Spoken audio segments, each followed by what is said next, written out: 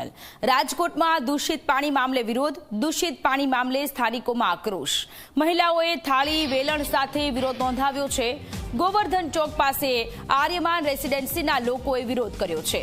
છેલ્લા 10 દિવસથી દૂષિત પાણીની સમસ્યા છે। ભયંકર દુર્ગંધ આવતી હોવાનો સ્થાનિકોનો દાવો છે।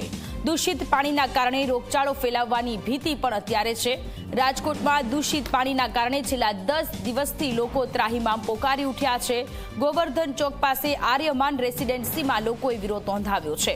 છેલ્લા 10 દિવસથી દૂષિત પાણી આવી રહ્યું છે। રોગચાળો ફેલાવાનો અત્યારે લોકોમાં ડર છે। વારંવાર રજૂઆત કરવામાં આવી હોવા છતાં પણ પરિસ્થિતિ જેમની તેમ જ જોવા મળી રહી છે।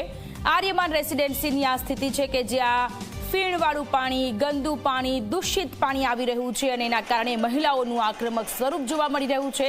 મહિલાઓ થાળી વેલણ સાથે વિરોધ નોંધાવી રહ્યા છે। તંત્રને જગાડવાનો પ્રયત્ન કરી રહ્યા છે। ઊંઘતું આ તંત્ર રાજકોટની મહિલાઓ કે જેના કારણે ઘણી બધી મુશ્કેલીઓ ભોગવી રહ્યું છે।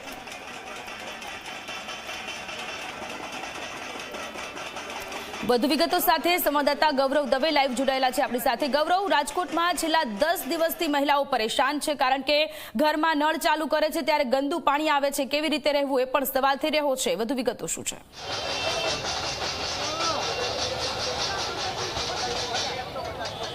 ચોક્કસ જ સ્થાનિક સ્વરાજ્યની ચૂંટણી જાહેર થઈ અને ત્યાર પછી હવે લોકોની અંદર એક રોષ છે તે ચોક્કસથી જોવા મળી રહ્યો છે। રાજકોટના ગોવર્ધન ચોકમાં આર્યમાન રેસિડેન્સીના લોકો છે તે અત્યારે 150 ફૂટ રિંગ રોડ ઉપર ઉતરી આવ્યા છે અને અહીં રસ્તો છે તે તેમના દ્વારા ચક્કાજામ છે તે કરવામાં આવ્યો। આપણી સાથે મહિલાઓ છે। બેન, શું તકલીફ છે, શા માટે વિરોધ? પાણી એટલી હદે વાસ આવે છે કે છોકરાઓ એટલા બીમાર પડી જાય છે। અહીંયા ગોવર્ધન ચોકે જે મેઇન ગટર છે એને વારંવાર સાફ કરવી જરૂરી છે, તો એ લોકો કોર્પોરેશન વાળા કરતા જ નથી। કેટલી વખત રજૂઆત કરી કે તમે થોડા ટાઈમે ગટર સાફ કરી જાઓ અને પાછો તો અમારે ચોમાસામાં તો અંદરથી ગટરમાંથી પાણી આવે છે તો એ લોકો સાફ નથી કરતા। બેન, કેમ ચક્કાજામ કરવો પડ્યો? અમારે પાણીનો દારનું પાણી છે એ બગડ્યું છે, એકદમ ફીણ આવે છે અને એસિડ જેટલી વાસ આવે છે, તો અમારે વપરાશ પણ કેમ કરવો અને પીવામાં પણ કેમ લેવું? વારંવાર રજૂઆત કરવા કરતા પણ છતાં કોઈ સાંભળતું નથી। અત્યારે પીવાનું પાણી કઈ રીતના પૂરું પડે? બોટલ મંગાવી છે બહારથી। અને સ્થાનિક કોર્પોરેટરોને ક્યારે રજૂઆત કરી કે આવી છે તકલીફ? હા, કરી છે 1-2 વખત, પણ કોઈ કઈ જવાબ આપતું નથી। શું કહેશો બેન, કેવી મુશ્કેલી છે ઘરમાં ઉપયોગમાં લેવાનું પાણી? અને ક્યારનો પ્રોબ્લેમ છે, અમે તો બીજો બોર નવો બનાવેલો છે તો એમાં પણ આ પ્રોબ્લેમ છે અતિશય, એમ વર્ષો થયા, લગભગ આ 10 વર્ષથી આનો પ્રોબ્લેમ છે। બેન, કઈ રીતના આ જે પ્રશ્ન છે હલ થઈ શકે? કોર્પોરેટર ક્યારે વાત સાંભળે છે? અમે કમ્પ્લેન કરીએ છીએ ત્યારે એ આવે છે, જોઈ જાય છે અને જે કચરું હોય ને એ કાઢીને વયા જાય, પછી પાછા કોઈ જોતા નથી। 15 દિવસમાં પાછું એનું એ જ હોય છે।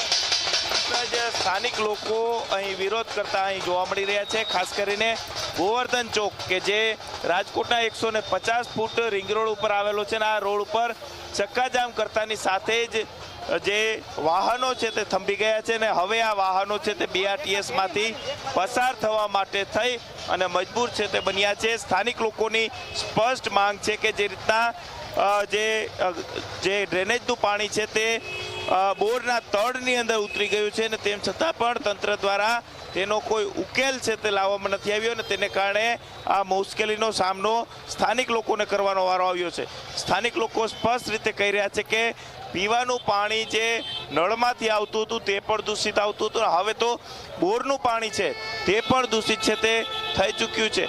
સ્થાનિકો દ્વારા ચક્કાજામ છે તે કરી દેવામાં આવ્યા છે। BRTS રૂટ ઉપર પણ મહિલાઓ થાળી વગાડી અને વિરોધ છે તે કરી રહ્યા છે। અહીં કેટલાક અન્ય બહેનો છે તેમની સાથે વાત કરીશું। બેન, ચક્કાજામ કરવાથી કોઈ પ્રશ્નનો અંત આવશે? પ્રશ્નનો અંત, આનું સોલ્યુશન આવતું હોય તો આ જરૂરી પણ છે, કારણ કે અમે લોકોએ બહુ રિક્વેસ્ટ કરી કોર્પોરેશનમાં, લગભગ બધાએ અમારા જે સોસાયટીના કરતા હરતા છે લેખિતમાં પણ આપેલું છે, છતાં એ સોલ્યુશન નથી આવતું અને ઇજનેરો આવે છે, એન્જિનિયરો એ ચેક કરીને જતા રહે છે, આજે આવશું ને કાલે આવશું એવી રીતના કહી અને આવે છે તો બપોર વચ્ચે આવે છે કે જ્યારે ઓલરેડી લગભગ આપણા રાજકોટની સિસ્ટમ છે કે 1 થી 4ની વચ્ચે બૈરાઓ ઘરે હોય તો સૂઈ ગયા હોય બાળકોને લઈને। અધિકારીઓ ધ્યાન નથી દેતા કે કોર્પોરેટર જવાબ નથી આપતા? બંનેનું કામ છે, જે કોર્પોરેટર અત્યારે પ્રદીપભાઈ ડવ કરીને છે એ અમારે મુલાકાત અમે જ્યારે પણ કરીએ ત્યારે ખડે પગે ઊભા હોય છે, એ આવે છે, એ કોર્પોરેટરને અમે ઓળખીએ છીએ, બાકી કોઈ બીજા જે પાછળના જે કોર્પોરેટર છે એને અમે નથી ઓળખતા. અને પ્રદીપભાઈ ડવ આવી પોતે ચેક કરીને જાય છે અને સોલ્યુશન લેવાનું કહે છે પણ, અને એ આવે છે અને કોર્પોરેટ